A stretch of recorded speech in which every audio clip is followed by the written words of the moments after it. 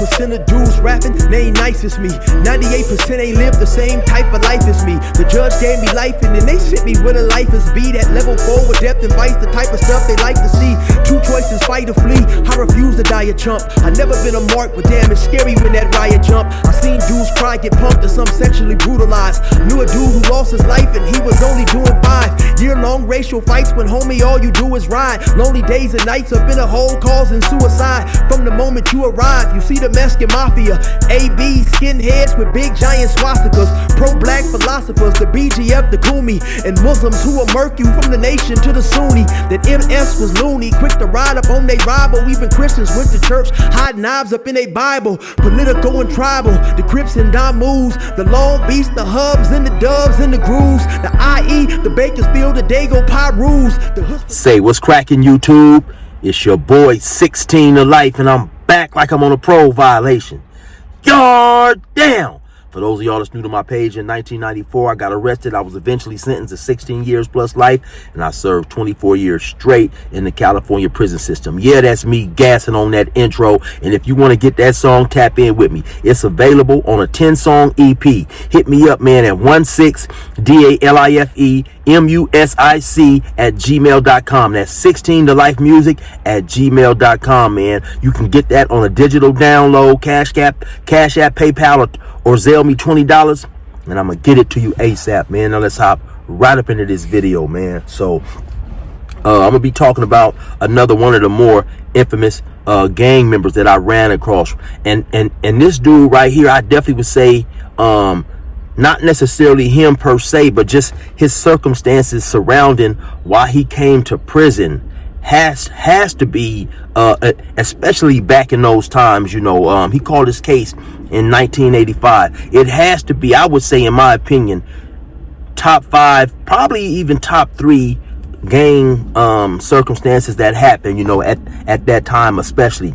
And the individual that I'm talking about is a guy who is formerly known as Joker from A-Trade Gangsta Crip. At one point in time, the A-Trade Gangsta Crips and the Rolling 60s were extremely close allies. And then a situation broke out and they started beefing. And like with many gangs that don't get along, they live within close proximity of each other. And so that's one thing that makes this gang banging stuff so dangerous, because the gang banging subculture is very small, you know. And what I mean by that is, regardless of what town, what city you in, what state, whatever, it's not hard to find out where the person that you're beefing with, where they stay at, if you don't already know anyway, you know. But one of the unwritten rules, especially back in those days, is that people who weren't involved was off limits, you know. Talking about family members, you know, mothers, brothers, you know, sisters, you know, cousins, grandma, stuff like that, you know. Nowadays you got a lot of youngsters who feel that, hey man, if I can't get the dude that I'm looking for, I'm gonna get somebody in his family, which is, you know, is extremely foul, right? But back in those times, man, that was something that was very, very, very rare. You know, I don't even know if I had heard of anything happening like this, with the exception of the football star Kermit. I forget his last name, Kermit Alexander. I think shortly actually before this happened, somebody entered his house and killed some members of his family. But that wasn't, to my understanding, a gang hit. You know, that was on some other things that went bad, you know, wrong address or whatever. But anyway, I don't think that this situation had really happened before, with the exception of possibly that situation right there. Now, I had heard a little bit about that situation with Joker's family members being killed by rival gang members. You know, just being in the culture, I can't quite remember where I had heard it at before, but I had heard it somewhere. But now fast forward to 1993. I'm on the run myself for attempted murder. I happen to go into a bookstore and I see Monster Cody's book, The Autobiography of a Gang Member. And so I purchased that book, and I read that book several times. That became one of my favorite books, and probably still is today. Reason being is, you know, at that time myself, I'm a full-fledged gang member, right? And so and then keep in mind, you know, that was a different time period. When you have all these, what you want to consider urban stories, urban movies, those things like that was still extremely rare back then, right? And so to read this book on the type of level it was presented on, in terms of the things that he was out there doing, the street activities, it influenced me, right? Because like I say, at that time, I'm young, I'm impressionable, I'm a gang member, and in this book, Monster Cody is doing all this, stuff that is highly respected by gang members, right? So this dude is out there on missions, going on missions by himself, which is something that heavily influenced me, right? And so that is why that book was one of my favorite reads, right? And so in the book, he details this situation and this incident, right? Where he's speaking of, so you have a well-respected gang member from Rolling 60s who are the arch rivals of the A-Tray Gangsta Crips. You have an individual by the name of Mumbles who's released from prison. He's not been released too long when he enters a store in the area, in the neighborhood of A-Tray Gangsters. Just so happened Joker happens to be in that store. They have a small confrontation. One of those dudes hits the other dudes up, and when I say hit him up, they asked him, like where you from, homie, something along those terms, right? Which was kind of almost like a confrontational greeting, especially back in those days, for those not familiar with the gang activities and stuff like that. So upon learning that Mumbles is from Rolling 60s, Joker goes outside and he retrieves a weapon, and when he comes out, he ultimately shoots and kills Mumbles. In 1985, I'm in a liquor store on that corner, and I see this brother come in, and he has on blue 501 Levi's, he got blue and black Pumas, he has a blue sweatshirt on, and he has like this chain earring in his ear. He has waves in his hair. He also has a lot of tattoos. So I knew he was a gang member. I knew he was a Crip. I thought that maybe he was from a gang that was nearby who we shared an affiliation with. And I say, "What's up?" And he like, "What that West Side Rolling 60s like?" Now, that was the worst thing he could have said to me at that time, because I was at the height of my career as a gangbanger. I was age 19. I had already been to camp. I had already been to youth authority. I had already been involved in many altercations between A-Trays and 60s. So when he did that, I felt disrespected. So when he said, "What that West Side Rolling 60 like?" I said, "What? F Rolling 60. Fool, this A-Tray Gangster." So at that point, I see another guy in the liquor store. He's standing by the door. I'm thinking that I've been set up, and now I'm going to get ambushed. The next thing you know, it seemed like everything slowed down. A guy I know came into the store. He's like, "What's happening, Joker?" I say, "Ain't nothing, man." I say, "These N's are trying to get with me." So all of a sudden, I see an opportunity to go outside. So I do a beeline to the door. I go out to the car I was in, and I retrieve the weapon that I had. When he came outside the liquor store, it happened so fast, it was automatic.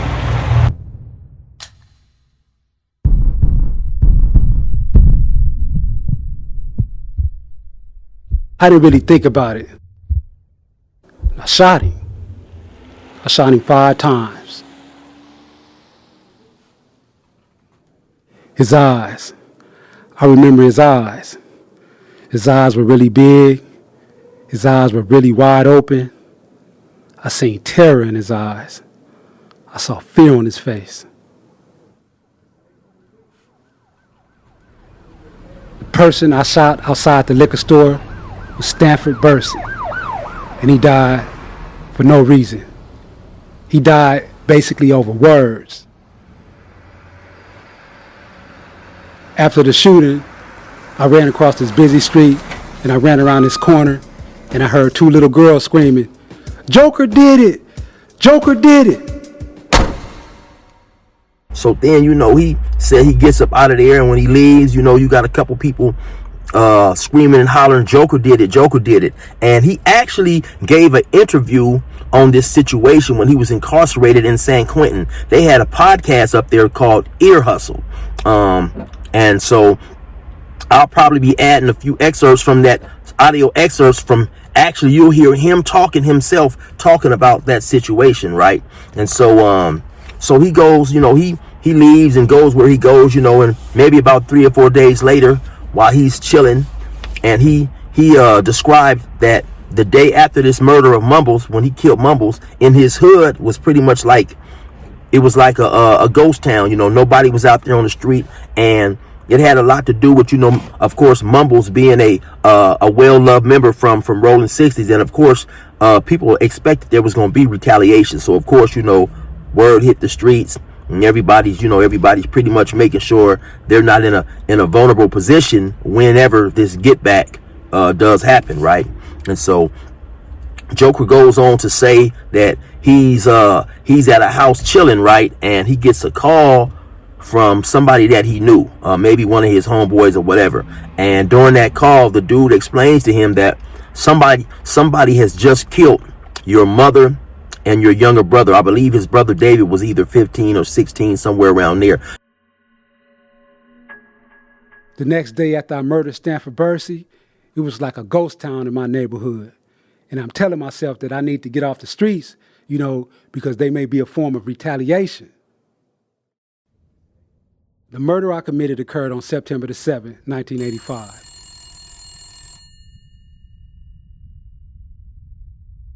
Four days later, I was at my homeboy's house when the phone rings. Hello? And it was somebody I knew who was telling me that my mother and brother had just been murdered. What? Hell no.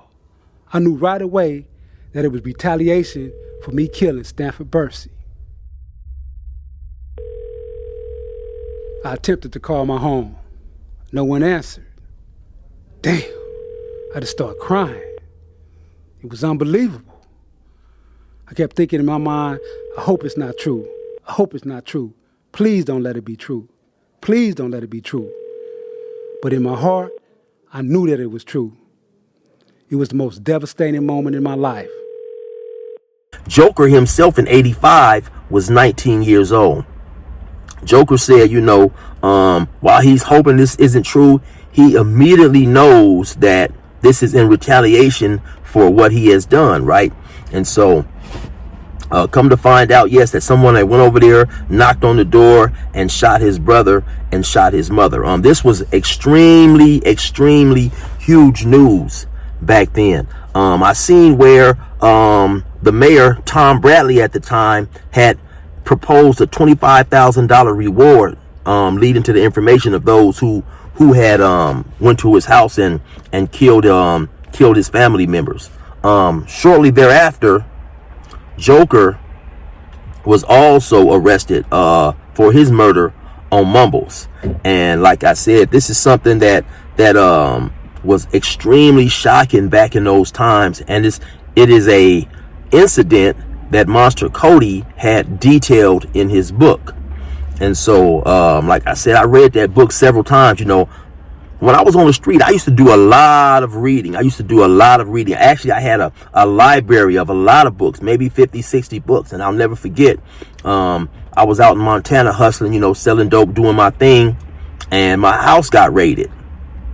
And when I was in the police car, one of the officers came down there, and he was asking me about all the books. He's like, man, all those books up there yours? He just couldn't believe, I guess because they had heard so much about me, right, being a gang member from California, because I'm out there in Billings, Montana. This is like 90, 91, 92 when my house gets raided, right? And so they're hearing all the all the things about me, and you automatically, I guess, assume the worst when you hear about a person dealing drugs and selling drugs and whatever. And so a person that likes to read is not something that you picture when you're talking about a gang member, right? And so He was just astounded at all the books, and he asked me, had I read all those books. I had a big old, the back of my water bed was just filled up with books. I had a little area up there on my water bed, then I had a little shelf over there, and I had, like I said, lots of books. I read, I used to love to read, and so anyway, reading all those things and reading all the events of that Monster Cody book, it was like, it was fascinating. And then, like I said, at the time of reading the book, I was also on the run myself for 3 attempted murders, actually. And then later on, once I finally was arrested, I had also been charged with another murder for killing a dude who was alleged to be a witness in those attempted murders, right? And so later on in the course of my doing prison time, I encountered several individuals who names were in that Monster Cody book, and to me it was almost surreal to run into those dudes, because even though I'm out there, I'm gang banging, I'm on the run for 3 attempted murders, I think that I never felt that I would be caught or I would be arrested. And I think that's a problem with individuals who are caught up in this gang life. We never feel it can happen to us, regardless of how many of our homies we see get caught, how many of our homies we see get killed, how many of our homies get sentenced to life. Even though we're in that same life, associating with the same individuals, for whatever reason, I'm not even gonna say for whatever reason, due to ignorance and extreme delusion, I guess, we don't assume that it can happen to us. And so, me running across some of these individuals that was in that book, it was surreal to me, and so when I happened to run across Joker in prison, it was just like, damn, so that's Joker right there, huh? It was just, like I said, it was surreal, and so I used to see him out there on the yard working out and stuff, doing his thing, and I never really spoke to him or really met him. We was never officially introduced, right? But I would see him out there, and then when I ran across him, probably was I don't know, I want to say maybe 2010, 11, somewhere around there. At that time, he was no longer going by Joker, he was going by Shakur, and so he would just be out there on the yard. I'd see him periodically and stuff. And then later on, I believe we happened to be in a self-help group together, known as L Top, and so I would see him in there, and I may have said what's up to him a time or two in passing, right? But he ended up doing 36 years. He ended up doing 36 years and I believe 36 years and 7 months in prison, man. So imagine, man, damn near 37 years in prison. And also he does an exceptional interview on Street TV with Alex Alonso. It's like maybe like an 8-9 piece series, man. And he goes in depth and he gives a lot of information on regarding him going to prison and also, losing his family members, man. He said that, initially after it happened, his sisters basically wrote him off, said they no longer had a brother. Later on in that interview, he speaks about, once again, having a relationship, getting reconnected with his sisters. Also, I think that was something that was extremely profound in the interview that he done with Alex Alonso. He was talking about being able to forgive the individuals who had killed his family members. And so, I think when you sit in prison for any period of time, and especially I think when you have life, because when you have life in California, you kind of have to jump through hoops. And I don't even want to necessarily say you got to jump through hoops. You do have to jump through some hoops in terms of getting your freedom. It's not like you are going to automatically be paroled if you have a sentence of 10 years or 3 years or 20 years. When you have a life sentence, you have to go through a lot of things to gain your freedom and from the parole board, right? And so a lot of those things require you doing a whole lot of taking self-inventory, right? Self-analyzation, looking at some of the things that you've done that potentially played a role in why you came to prison.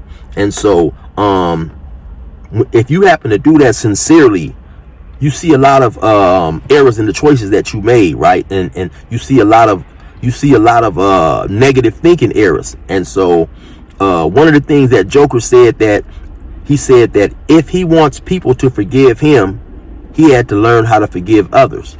And I just thought that was deep, right? Because like I say, man, when us lifers who go in front of the parole board, in order to get our freedom, we have to be forgiven.